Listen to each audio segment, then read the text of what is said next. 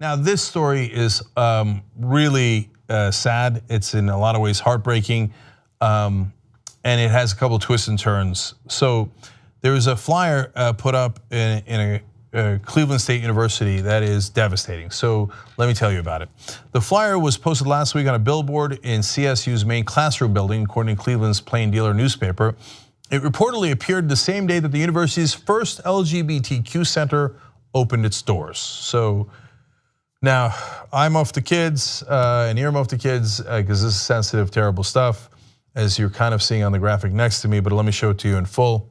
It talks about suicide in the LGBT community. It says 34% of trans people attempt suicide, 30% of suicides are LGBT related. Well, those are haunting stats, but they actually think that it's a good thing. And above a person hanging on a noose, it says, "Follow your fellow faggots."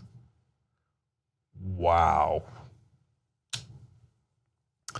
Man, there are some bad folks in this country.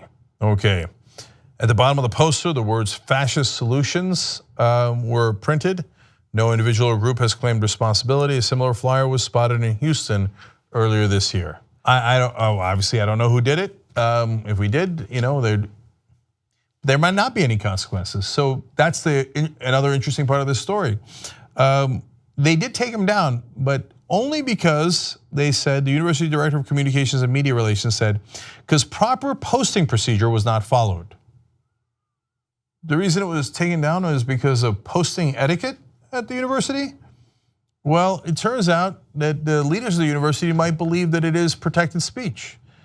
They said if the flyer had been put up following the correct protocol, it would not have been taken down, Doobie told the Plain Dealer. According to the legal framework related to free speech, it would have been allowed. Wow. Then we go to Cleveland University's president, Ronald Berkman. He said, while CSU was fully committed to campus community that respects all individuals, the school was also committed to upholding the First Amendment, even with regard to controversial issues where opinion is divided. Wait, is opinion really divided on whether gay people should hang themselves? And whether we should unite around fascists who encourage members of the LGBTQ community to commit suicide? Is Cleveland State University really divided on campus on that issue? So look, I am very much in favor of allowing conservatives, even the most obnoxious, hateful conservatives, to speak on college campuses.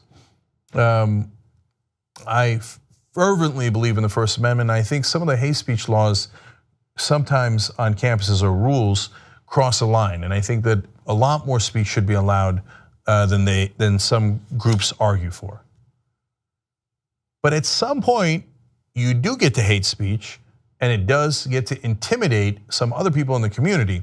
The old rule about your rights end at the bridge of my nose. So now they didn't actually hang any people, thank God.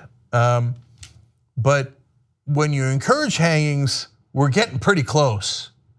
So as quotes and reports about the ACLU of Northern California, they explain that direct threats aren't protected by the First Amendment, but to count as a threat, speech has to incite imminent lawless action. I don't know that this incites imminent lawless action, but boy, we're right on the edge there.